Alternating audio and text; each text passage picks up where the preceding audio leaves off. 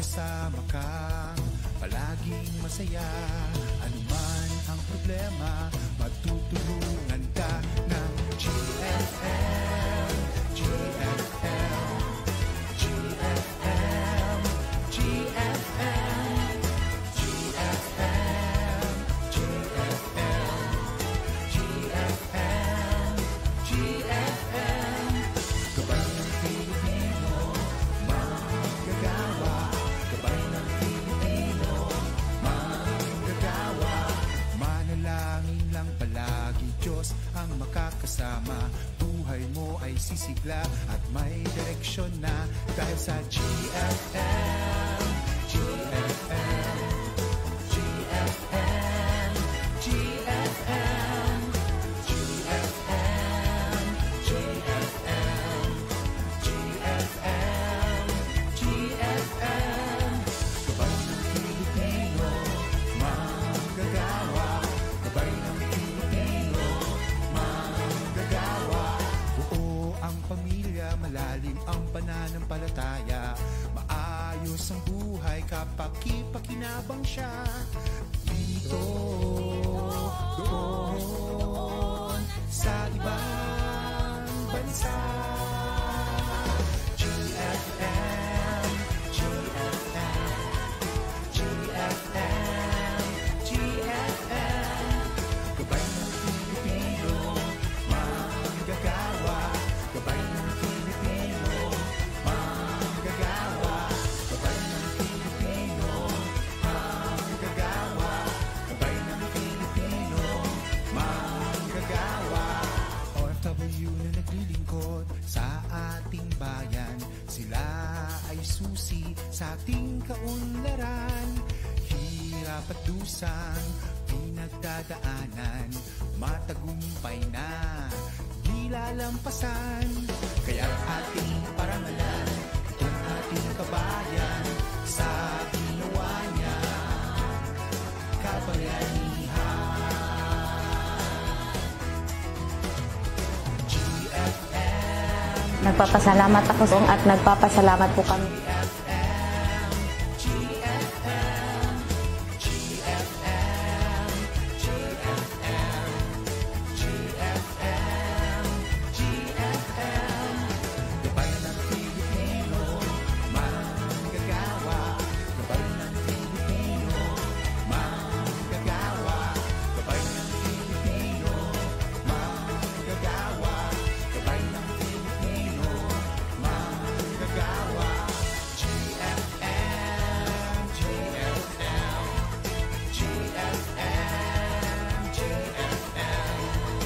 GFM, Gabay ng Filipinong Manggagawa, abroad.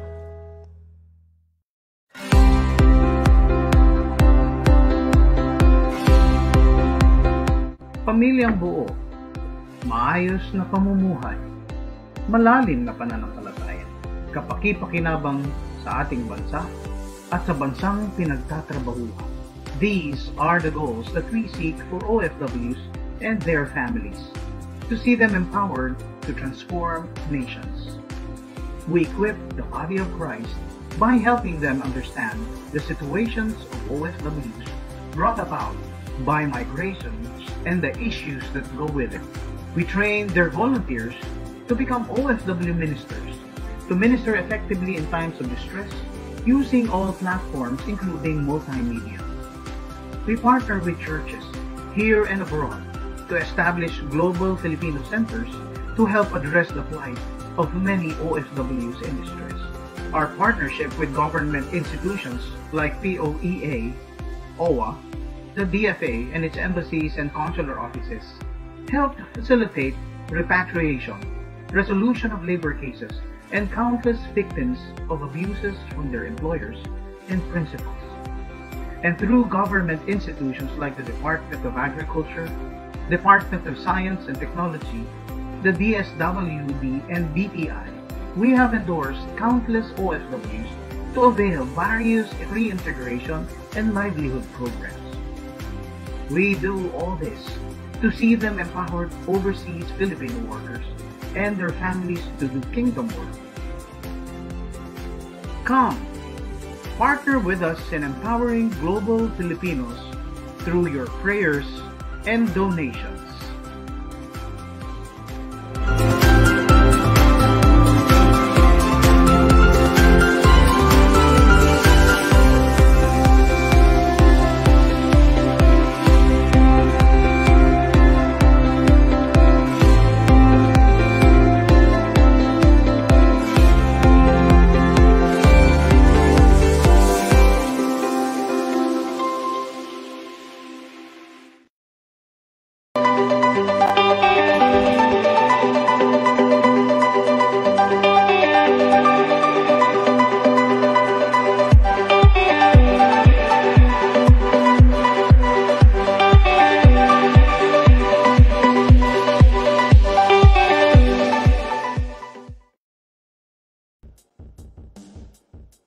Magandang hapon po sa inyo mga kababayani.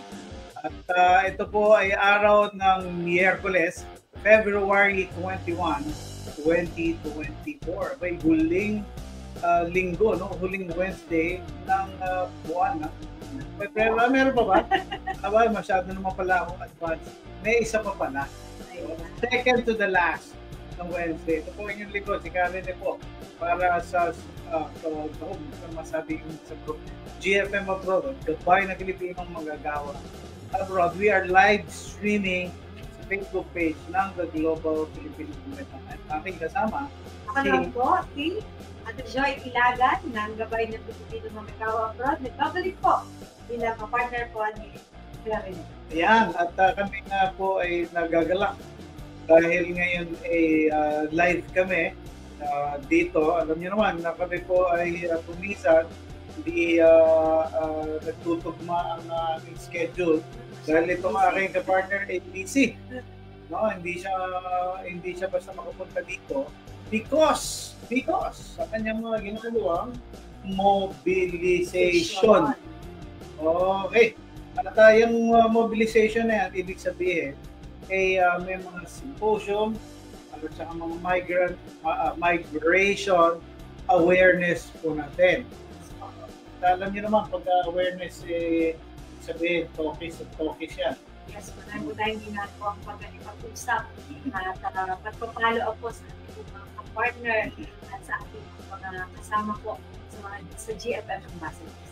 At doon po sa inyo po mga nagtatanong ko ano nga ba mga paraan para makapag-connect po sa atin.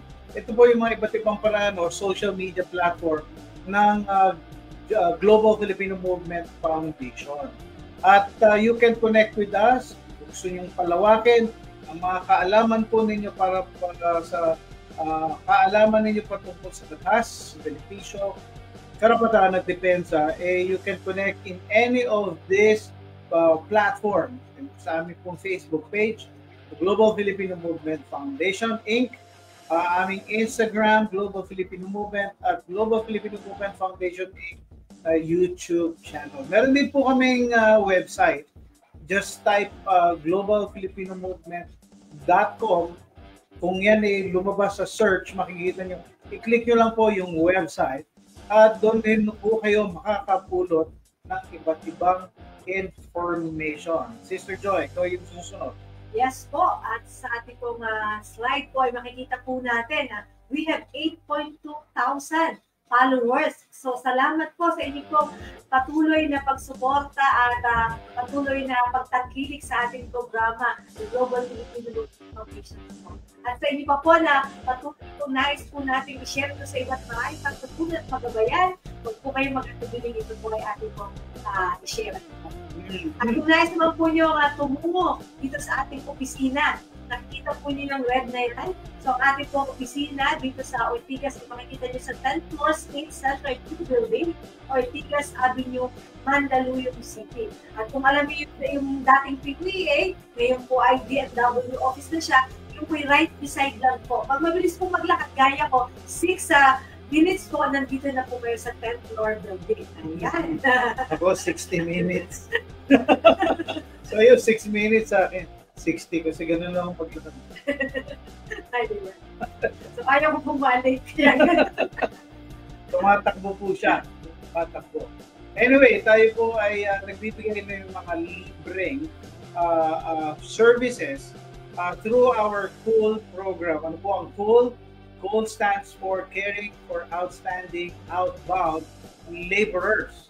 Kailan po ito? Ito po ay from Monday to Fridays, 7 o'clock ng umaga hanggang alas 4 ng hapon. Ano-ano ang mga services na ito? Ito po ay yung pag kailangan nyo mag-online appointment, kailangan nyo po ng e-registration, kailangan magpa-print ng mga documents, online submission of documents for direct hires, photocopying, yes, paralegal services, and most especially tuwing 11 to 2 o 1 p.m. kami po ay may binibigay na free meals. First come, first serve po. Meron po tayong binibigay na food stuff dyan po sa kabila sa Department of Migrant Workers.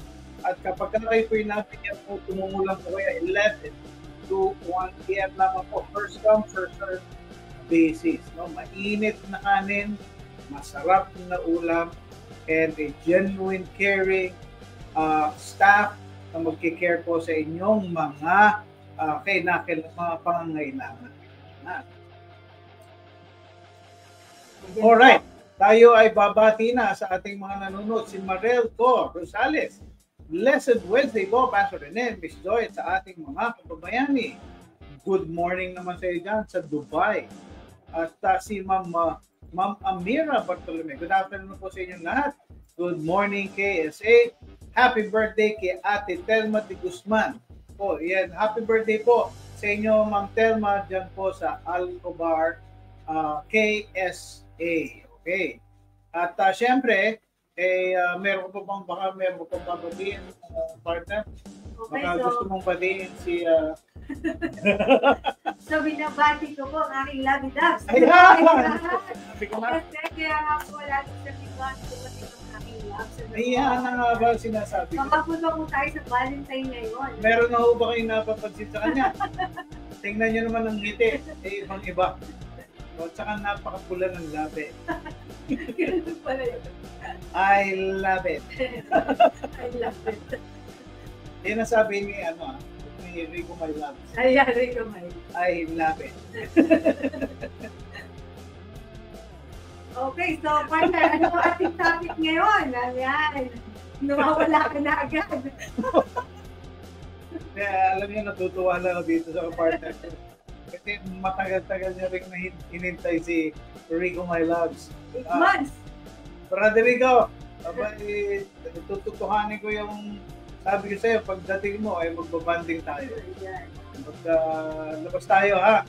Tapos tingnan natin kung ano ang tibay ng iyong alam ko, ito si Rico matibay ito ngayon dahil anong tawag dito? Siya ngayon ang tumatayo. Bilang tagapag-alaga ngayon. Tigasain. Tigasain. Siya ngayon siya ang nagsasaing. Siya ang nagluluto. Siya ang Tigasin nga Tiga pakain ng baboy. Papakain ng baboy. Naglilinis ng kural. Yan. Kaya tigasin ngayon si Brother Rico. Rico, yan. Saludo ko sa iyo.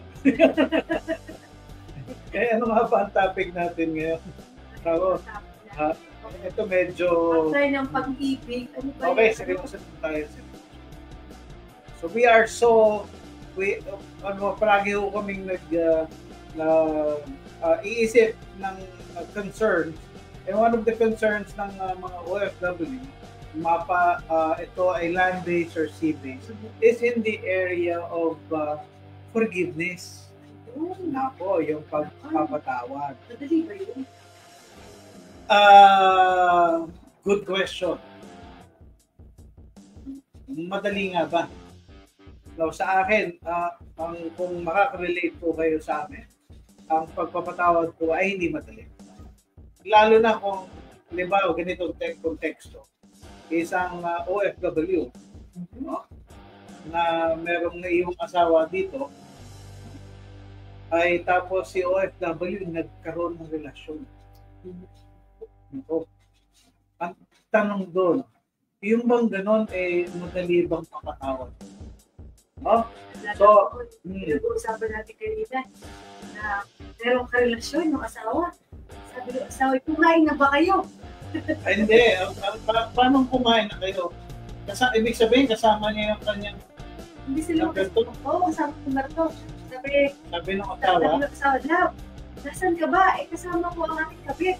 Sabi, kumain na ba kayo? Baka hindi pa. Gusto niyo i-order ko kayo ng pagkain. muna yung ba yung totoo, biro. Papost mo yun sa Facebook. Ayan. Ang bait naman. Oo nga, ang bait. Bait naman naman.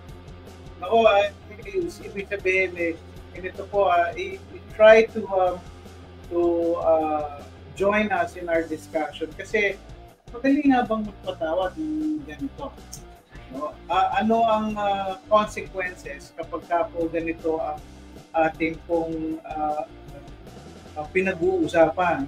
At anong consequence nito sa relasyon ng mag-asawa? Yes. At and later on, in last portion is sabihin natin, paano nga ba ito, paano nga ba natin i-apply yung principle of forgiving one's sin.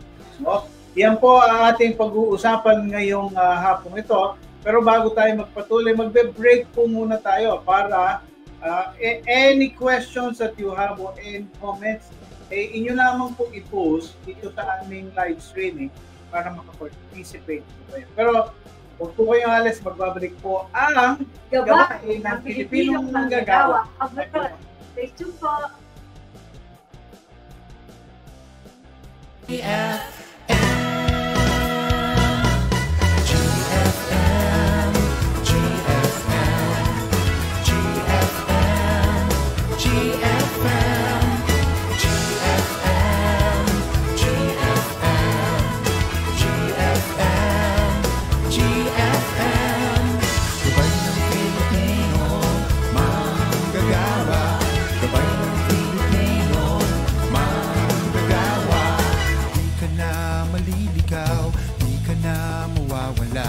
May kasama kang palaging masaya.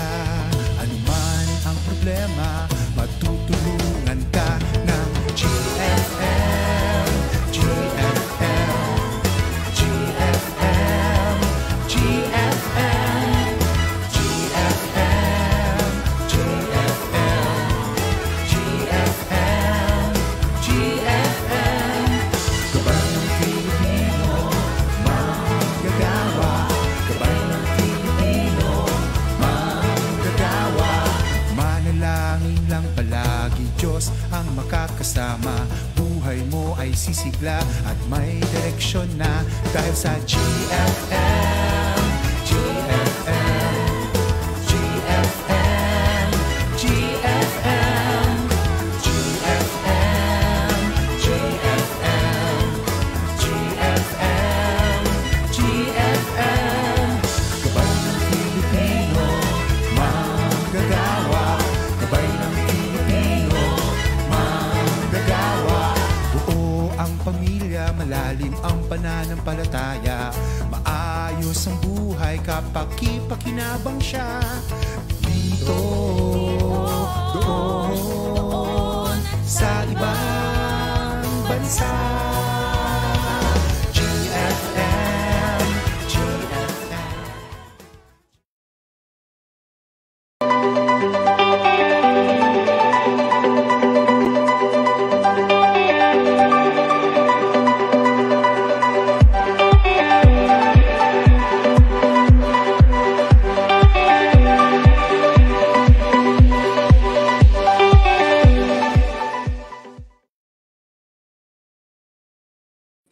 At nagbabalik po ang gabay ng Pilipinong manggagawa abroad. At ito pa rin po ang inyong lingkod, si Kuya Rene at saka si Ate Joy. Ilaga. At yan po ang pag-uusapan natin patungkol sa may pagka may ganito bang nagkasala sa iyo, madali bang patawarin? No? Katulad nun, ang istorya natin, marami tayong nakakarinig ng tawag dito, ng Sumakabilang bahay. yung term na yan, sumakabilang bahay. Natatawa tayo kapag sinasabi natin yan, pero dun sa nakaka-experience mismo, ay masakit yan. Masakit yan. Makirot. Makirot. At what happens ba? Ikaw, Joy, because you are an OFW housewife, no? Alam po, hindi naman ito nangyari sa inyo, no? Pero, ano ba yung magiging pakiramdam mo na iyong husband is nasa ibang bansa, tapos singiman siya? Ikaw ba naiisip mo ba na posibleng mangyari iyon o gawin iyon nangyari po?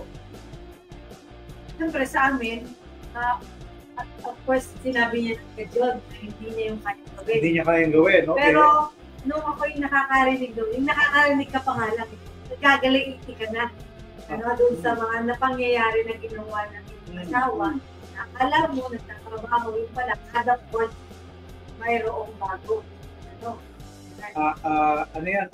In every port, every port report? Yan, every port report. So, ibig sabihin, kaya pag nagkukwento siya, nakapag halimbawa sabi niya, alam mo, loves, yung aming yung mga aking kasama, sabi niya, meron po siyang bago. Kaya pala, kung uwi namin pala siyang maiuwi kasi natin yung kumain. Right. Well, yun na nga, kaya natin tinatanong because ito yung mga totoong mga nangyayari sa ating mga OFWs and sa families. Ang epekto kasi po ay sa unang-una sa relationship ng mag-asawa. We can hear so many stories. Pwede po kaming maglahat actually ng maraming istorya both from our side. Parehas kami meron mga kakilala na ganyan ang nangyari. Sa inyo po ba? How do you respond to this? Meron tayong comment galing kay Marel at ito ang kanyang sinabi. Sabi niya po, ganun po ba? Pag binato ka ng bato, batuhin mo ng tinapay, suklian mo pa din ng kabutihan. Maganda itong shinare ni Marel. How do you respond? Biruan nga namin dito. Kumbaga, patatawarin o papatayin? Wow! Nakita ko dun sa Tadhana, sa isang ni Marian Rivera, na kung saan po ay meron yung pong lalaki ay nangaliwa, ay sabi ko, tatlo ang kasama sa bahay. Imagine ninyo. Anong ibig mong sabihin tatlo ang kasama? Tatlo yung kabit nasa bahay. Magkakasama? Magkakasama. Tibay naman. Tibay naman yung babae. Grabe. Tigmo na, babae ang pinag-uusapan natin. Yung lalaki po yung yung lalaki. Isang lalaki, tatlong babae. Yes po, tatlong babae. Hindi naman. Kung sabi ko, hindi ng dibdib ng tunay na asawa. No comment na lang ko dyan. Kaya nga, pagka tinanong dito, patatawarin o papatayin? Ako, ang sumasagot dito, papatayin daw Napakabilis na sagot, papatayin. Alam niyo po, at least human response yan.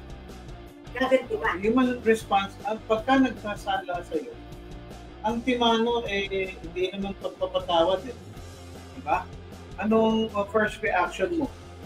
First reaction mo, ba't tignan mo itong teka mo muna. Alam mo yung usapan ng mga anak ko? Bagal mo sa talaga siya. Ganun yung usapan ng mga kabataan Kabataan nila. Saan kaya sila nakapuno? Siguro nakikita nila sa mga So, again, ang pinag-uusapan po natin dito, how do you respond to that? Halimbawa, nalaman mo ng iyong OFW husband ay nagkaroon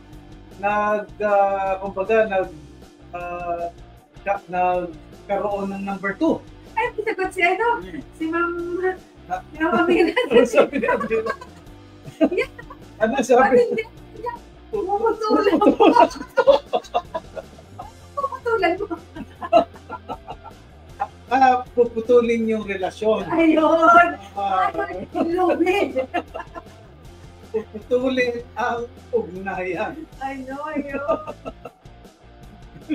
Sabi niya, OMG. Grabe yun, ha? Talagang grabe po yun. That's just one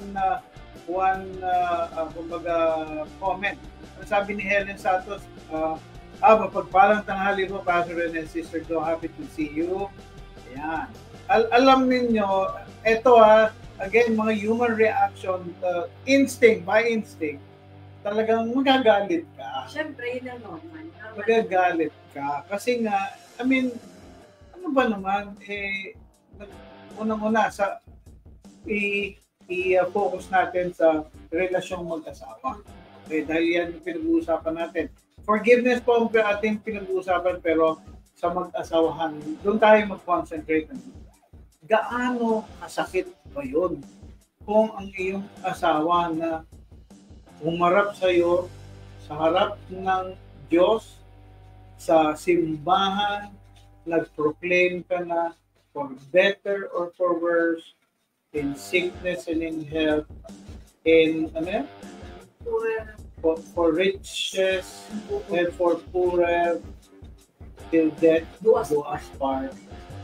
Gaano kasakit yun, tapos biglang malalaman mo na gano'n ang ginawa sa'yo. Sabi pa ng bilat, gano'n pala. Oo. Iba na pala inaalit. Sa Batangas, ang tawag po namin yan, iba na pala ang kalabyuhan. Pero ang sakit na. Siyempre, masakit yun. Hindi Masakit normal yun. na mag-react sila. Oo. Ang normal kung ikaw ay mag-react. Ikaw man na-react. Ako huwag mo lang i-post yung sinabi ni Rosalie. Hindi, talagang alam niyo na kung ano sinabi niya. Kill them with kindness. Yes, it hurts, but in the long run, despite ng pain na naidulog, pinili mong gantihan ng kabutihan, eventually things will get better. Now I like this, itong comment na sinabi ni Mariel. How do you respond to such a thing as it's a betrayal of trust? Diba? A betrayal of your relationship, betrayal of your marriage vow. And yet, one who says, kapag sinabi nga nila, ay talagang wag siyang papakita sa akin, o kaya hintayin niya akong makauwi. Halimbawa, ang nagkasala, hindi, halimbawa, ang OFW magpapakita, yung asawa naman dito, nagagawa ng kalokohan. Pwedeng sabihin niya, kung hintayin niyo ako na, at ako ang nakikita ninyo ang hinahanap niyo. And those are human reactions. But, however, sabi nga ni Mariel, kill them with kindness. Pero sa Batangas siya, magkalaman, susuburin yung sasabunutan. Ay, sasabunutan. Nakaranas at nakakita tayo ng ganyan na kung titingnan mo nga naging patuloy, naging public spectacle pa, parang pinanood ka pa ng iyong mga kapitbahay. There is something about being able to kill with kindness. Ito yung sinasabi sa Biblia na paano mo gagawa to respond in such a way na magpatawad ka despite the fact na ginawang nasira na ang inyong relasyon. I remember partner, na yung panahon ako ay nagtuturo at nagpa-facilitate ng seminar ng True Love Weights. Naalala mo yun, Yes, no? yes. Yung True Love Weights sa mga high school ginagawa natin. And I remember yung isa sa mga description natin. What happens kapag ang isang mag-asawa ay hindi pa mag-asawa. When a woman and a man becomes involved physically, sexually. At alam mo yung illustration na ginamit namin doon is dalawang papel as an illustration, colored paper, nilagyan natin ng glue. Tapos pinagdikit natin, hinayaan natin siya magtulo. And this is what happens when one commits adultery or fornication, sabihin natin. Yung ang tawag ko sa Tagalog ko, pangalunya. Pagka nangalunya ka, halimbawa, may asawa kang tao, tapos nagkaroon ng relasyon sa isang babae, adultery. Pagka naman wala kang asawa, tapos nakipag-relasyon ka sa isa pang walang asawa, it's called fornication o pangalunya. At ito nangyayari. Yung papel na yun, as an illustration of what happens when one commits fornication, is inaalis mo yung when you pull that apart. Di ba merong naiiwan nakadikit dun sa kapila? Na hindi mo na siya maalis eh. Ganun mo yung kapag nagkaroon ka ng contact with someone, physically, sexually, you live a part of you. No, doon sa taong yun. And the Bible says na kapag kayo ay nag-asawa, you become one. No? And that is something na gusto nating ipaalala sa ating mga nanonood sa live stream na to. Kaya po ang disenyo ng Diyos ay ang mag-asawa lang ang pwedeng gumawa ng sexual act na yun sa mag-asawa lamang. Bakit? Ang disenyo kasi ng Diyos, ang dalawa ay pinag-isa niya. Kaya nga yung what God, diba yung sinabi niya sa Genesis, what God has put together, let no man separate. Kasi isa na sila eh. And if you are someone na you are already married, tapos nag-commit ka pa ng another sexual act to another woman, o ikaw ay lalaki, consequently, ganun ang ginawa mo. Yung asawa mo ay sa iyo, at ikaw ay sa iyong asawa na. Diba? Siya isa. Yan. Ang ginawa mo tapos naghanap ka pa ng iba, you value, ganun yung sa akin, at dinidescribe ko po yung effect sa marriage relationship. Kaya kung tatanungin nyo kung tanong natin kanina, mahirap bang magpatawad? Oo. Mahirap. Mahirap po talagang. Takes time, takes healing talaga. The wounds, sabi natin the wounds are deeper. Mas malalim po ang sugat nito. Hindi lamang po ito yung parang nadapa ka at nagkaroon lang ng gasgas. Kasi nga hindi po, malalim po. Sa example niya na partner, di ba? Kapag kung halimbawa nagkaroon ka ng karelasyon sa iba, bago ngayon ay gusto mo na makawala. Hindi ka makawala kasi nga may naiwan ka eh. May naiwan ka eh. So, ang hirap, lalo bago magkasama pa rin kayo sa isang lugar. So, paano ka makakawala doon? Di ba? Ang hirap doon. And another point here is, magpapanggap ka na walang nangyayari.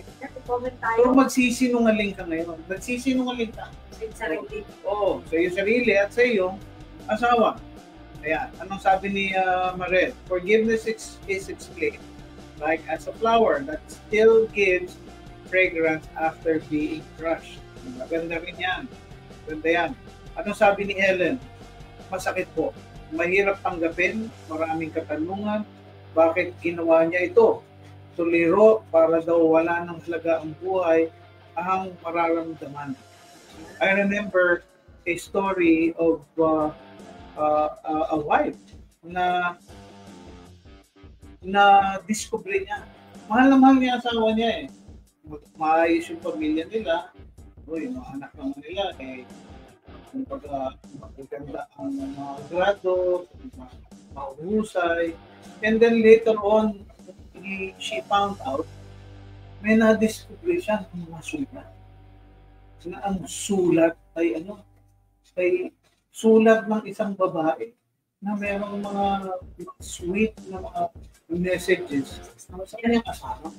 Alam mo yung pakiramdam niya, para siyang nanlupay-pay. Na para pag siyang nawala ng lakas. Yung bang parang bigla siyang nag-collapse. Hindi mo siya ngayon matay. Nanlumo siya.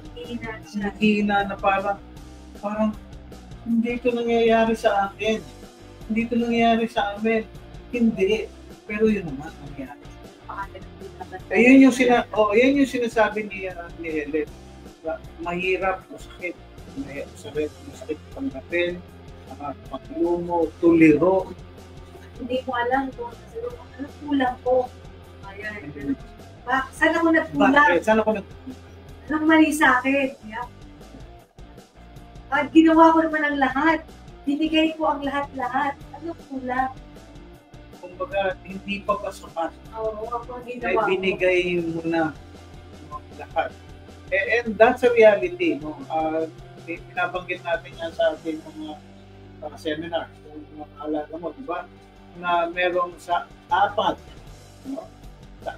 Tama ba? Sa apat na mag-asawahan. No? Ano ba rin sabi ko? Apat na mag-asawahan. Isa ang naghihiwalay. Sa mga OFWs ito. Okay? According to that survey, sa apat na marriage relationship ng mga OFWs, ay isa ang naghihiwalay. Kanya nga ba, importante itong pag-usapan eh.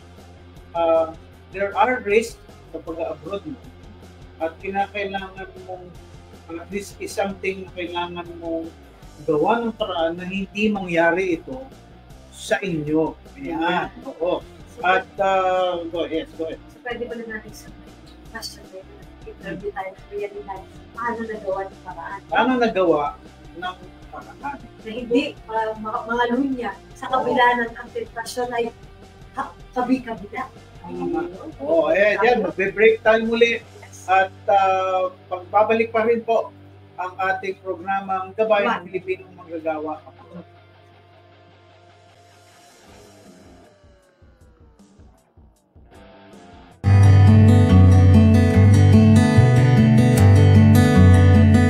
Isang magandang umaga po sa ating mga kapatid at mga kaibigan. Ako po si Pastor Joey Gonzales, pastor po ng Evangelical Church of Rizal sa Lipa City.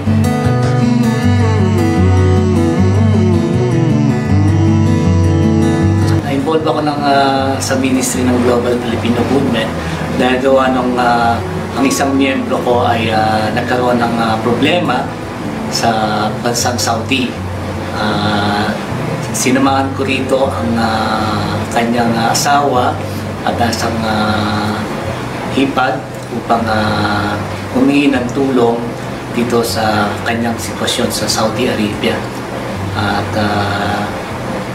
umaasa kami na sa tulong ng Panginoon, siyempre, at sa tulong ng Global Filipino Movement ay magkaroon ng katugunan, positibong katugunan ang pag-uwi ng aming kapatiran dito sa bansang Saudi.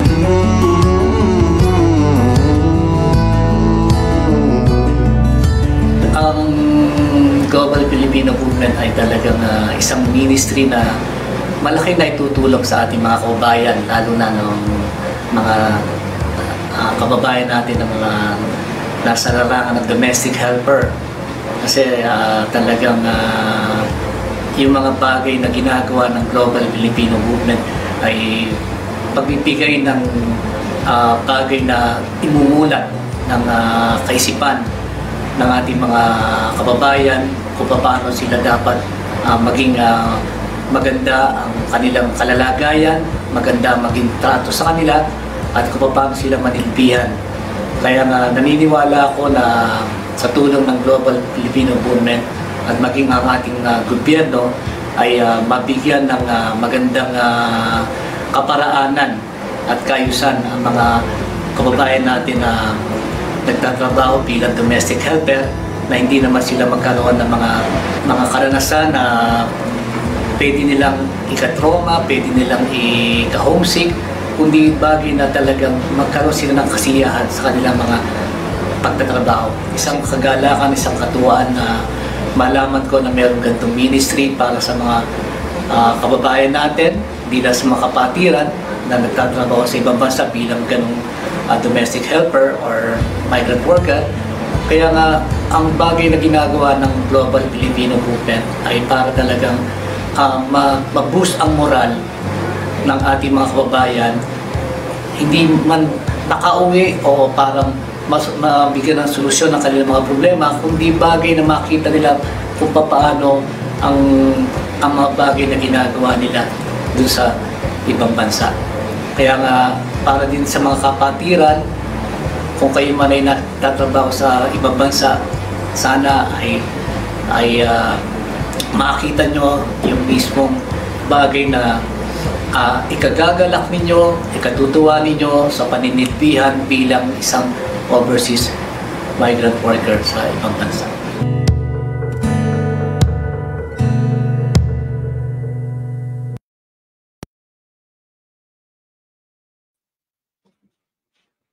At nagbabalik po ang gabay ng Pilipinong manggagawa abroad. Kasama niyo pa rin po si Ate Joy, si Karen. At yung pinag-uusapan nga natin, well, mahirap nga po. Mahirap itong topic na to kasi totoo itong nangyayari.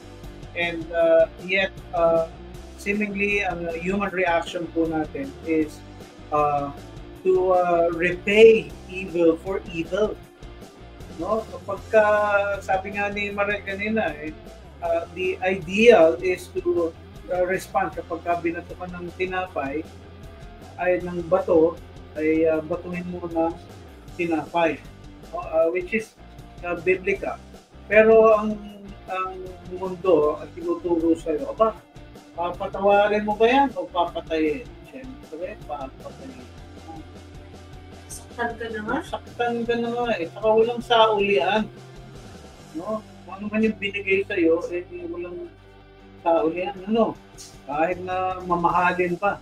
Pero ano nga ba ang gabay na pwede natin sabihin sa atin? Well, number one sa akin, I will share with you, is that forgiveness in Scripture is one of the things na nakasentro na itinuturo ng Biblia, especially ng Panginoong Hesus, lalo na nung nagbuhay siya dito sa mundo. Ibabaw, kasi siya mismo ang nagsabi, forgive one another as God has forgiven you. And another verse that says, do not, kanina sinabi ko, repay evil for evil. Yung bang tinawag sa Old Testament na an eye for an eye, o mata sa mata, and a tooth for a tooth. Yan, yun yung prinsipyo pinag-iiraw sa mundo natin. Pero what does the Bible says? Ang sinabi doon ay magpatawaran kayo. No? Pero paano natin maibibigay yung pagpapatawad na yung partner? Yan. Paano ba yun? Paano yung ginagawa? Paano nagagawa yun ng isang tao? I-respond ko muna yung another principle that is being shared sa Bible is that not repaying evil for evil. Kung ginawa ka ng kasalanan o ng masama, ay dapat hindi mo gawin yun, hindi mo ibalik sa kanya yung kasalanan iyon or gumanti. Pero paano kung gagawin? Ano saan ako huhugot? Ito nga yun. One can understand yung forgiving if we look at the example of Jesus Christ. Paano yun? Alam naman natin ang kwento ni Jesus na siya po ay ibinigay ng ating Diyos Ama, no? Para maging dakilang sakripisyo, para maging kabayaran sa ating kasalanan.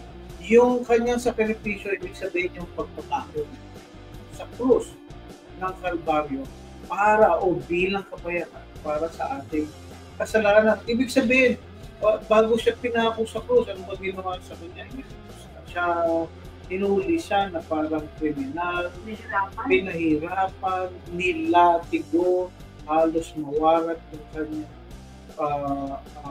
kanyang tawag dito, ang kanyang likod, ang kanyang sakit, inubaran siya, kinutya siya na ito ang hari ng mga Hudyo. Kung ikaw ay talagang hari, sige, tawagin mo yung iyong mga kampon ng mga tagasunod at iligtas ka. Ang dami. Pero, hindi niya ginawa yun. Hindi siya gumanti. Alam natin na pwede niyang gawin yun. Bilang Diyos natin, na pwede niyang gawin yun. Pero ano yung significant na sinabi niya? Nung siya ay nakapako, sinabi niya, Ama, patawarin mo sila, hindi nila alam kung kanilang ginagawa. What is that? That is the kind of forgiveness na ipinakita sa atin na bagamat anumang tindi ng ginawang kasalanan sa iyo, ang ipinakita niya, ang ipinamala siya, ang ibawang pinakita niya o pinapaliwanag niya sa atin is that in not repaying evil for evil. Yun yung kaya sabi natin, kaya mahirap. Kaya mahirap kasi biruin mo, binungisan ka. Sabi nga nung iba, merong term na para akong binungihan o iniputan sa ulo sa lalaki. Yan yung nadidinig natin, para akong iniputan. Kumbaga, sinira niya yung aking pagkalalaki, binungisan niya. Yan, sabi rin na sagot ka sa akin kapag ginawa mo ito. Ay, hindi na gano'n. Gano'n talaga yung term ng mga lalaki. Papatayin, gano'n, ang hindi. And I can relate to that kasi yung feelings ng lalaki, galit talaga. Galit talaga sila. Galit talaga. Kasi narinig ko na yan, sa'yo, papatayin kita pag ginawa mo talaga yan. Ganun pala yung ano yan yung sige ng damdamin. Pero ganoon pa man, from that verse itself, sinare natin, not repaying evil for evil was shown o pinakita ng ating Panginoon Jesus. Ama, patawarin mo sila sa kanilang, dahil hindi nila alam ang kanilang ginagawa. Now, hindi ibig sabihin nito na kumbaga they are not fully aware ng kasalanan ginawa nila, pero this is more saying na kumbaga hindi nila alam yung magiging consequence na kanilang ginawa. Kanya nga po ang hirap ng buhay OFW, mga kababayan. Napakaraming istorya po natin na pwedeng i-share sa inyo. Pero ganun po ma'am, let me share to you itong aming verse for today that is found in 1 Peter chapter 4 verse 8. Ito po yung sinasabi. Above all, love each other deeply because love covers over a multitude of sins. Sa Tagalog, higit sa lahat, nakakalal kayo ng tapat.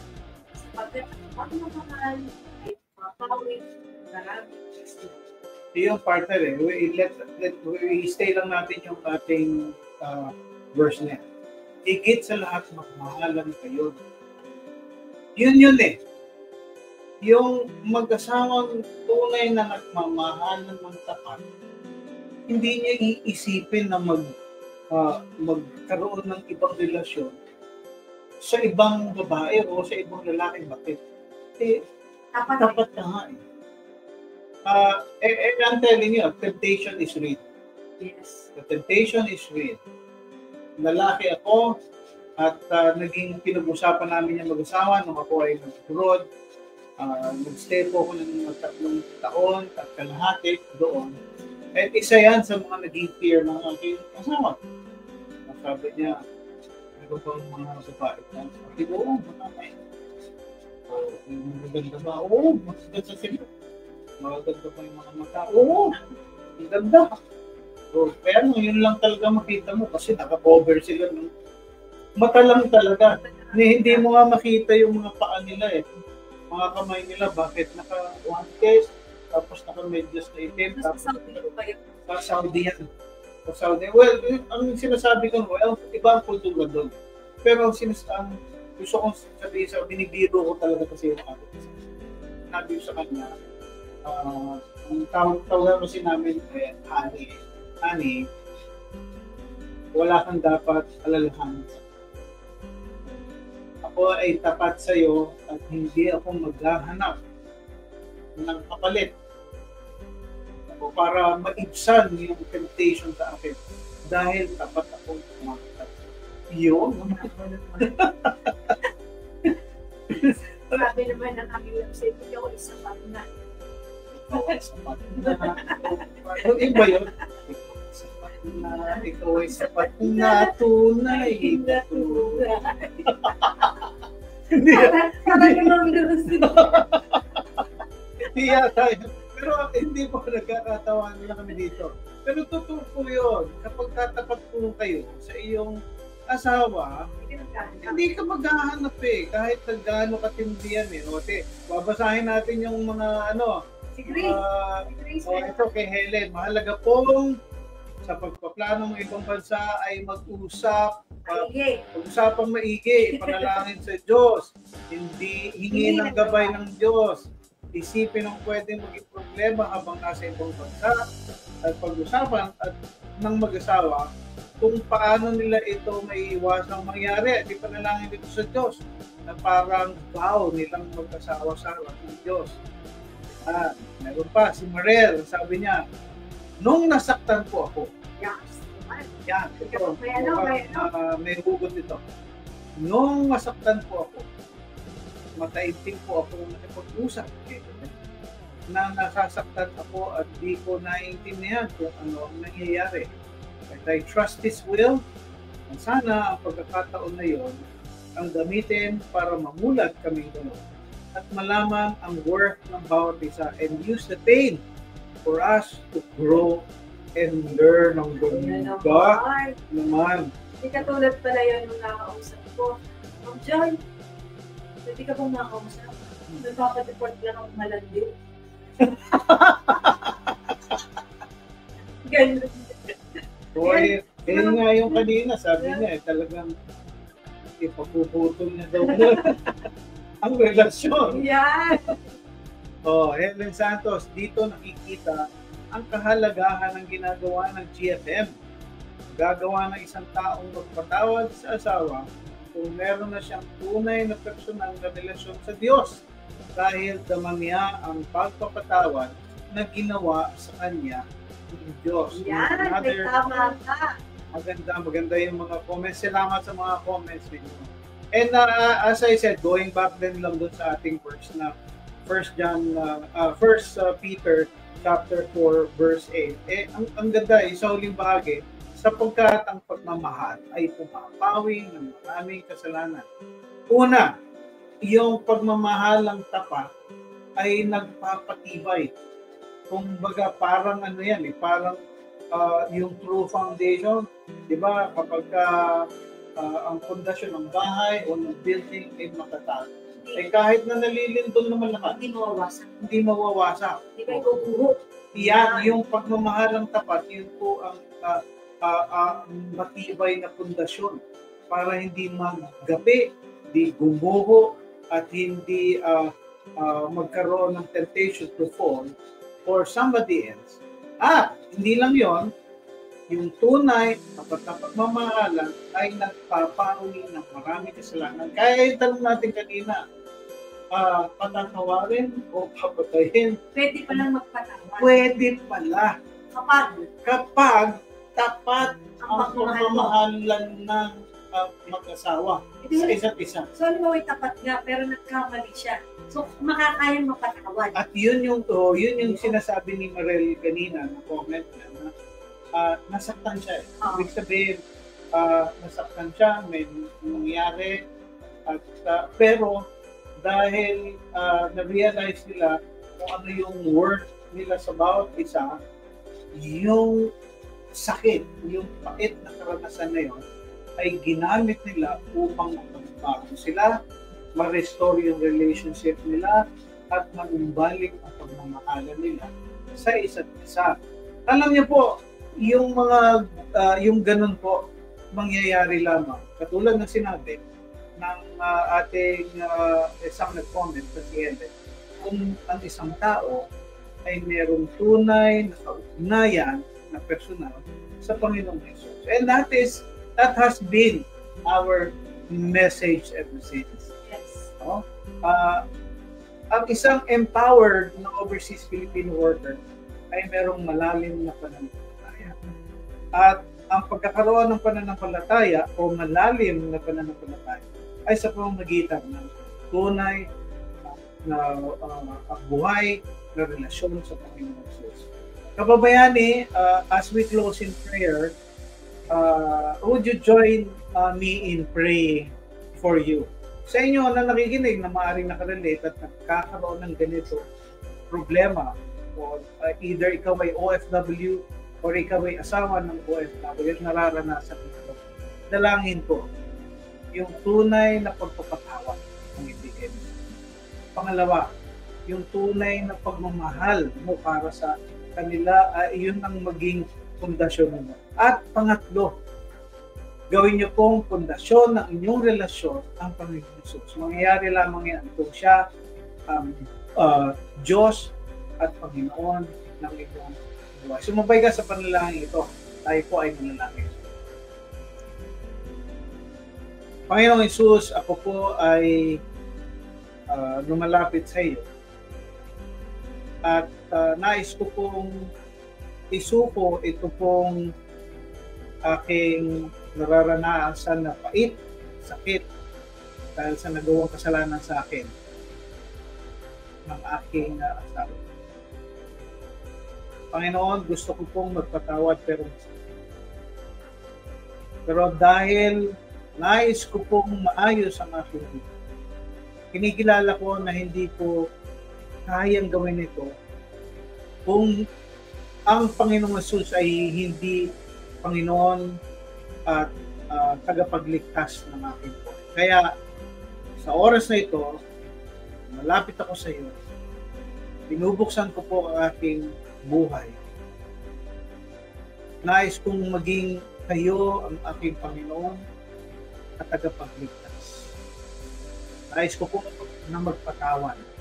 Salamat po, kayo ay nagpatawad sa aking mga kasalanan.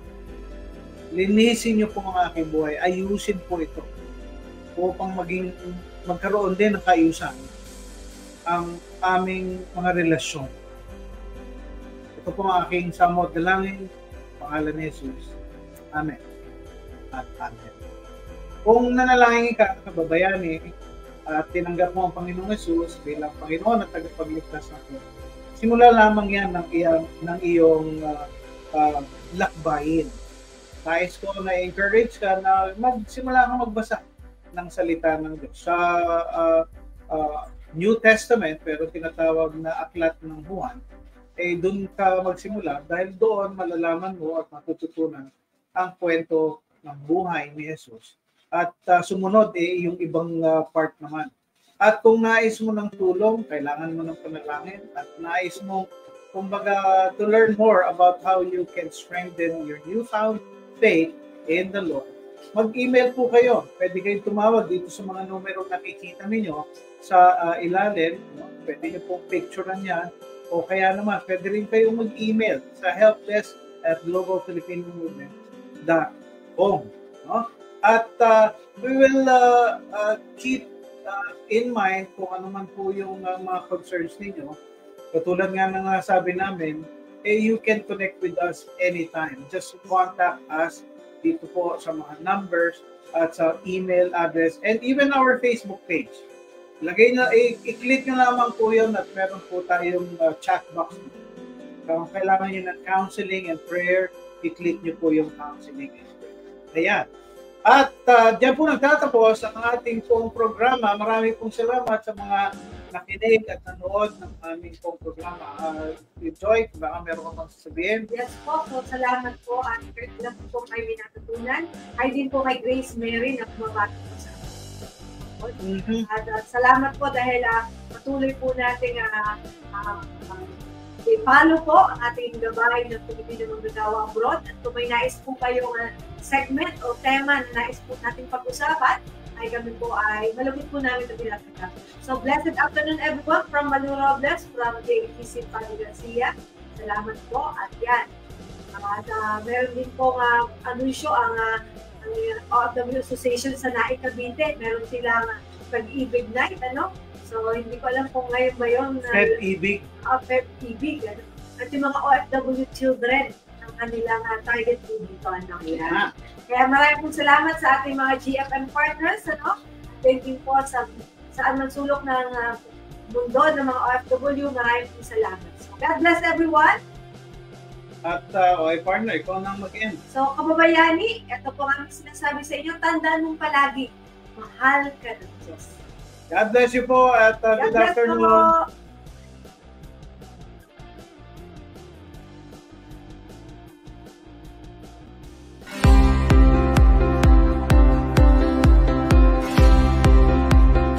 Pamilyang buo, maayos na pamumuhay, malalim na pananampalataya, kapaki-pakinabang sa ating bansa at sa bansang pinagtatrabahuhan.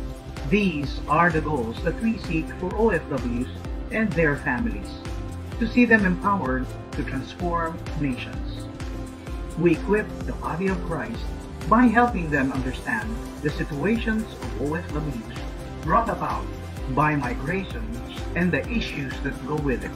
We train their volunteers to become OFW ministers, to minister effectively in times of distress using all platforms including multimedia. We partner with churches here and abroad to establish global Filipino centers to help address the plight of many OFWs in distress. Our partnership with government institutions like POEA, OWA, the DFA and its embassies and consular offices helped facilitate repatriation, resolution of labor cases, and countless victims of abuses from their employers and principals. And through government institutions like the Department of Agriculture, Department of Science and Technology, the DSWD, and DTI, we have endorsed countless OFWs to avail various reintegration and livelihood programs. We do all this to see them empowered overseas Filipino workers and their families to do kingdom work. Come, partner with us in empowering global Filipinos through your prayers and donations.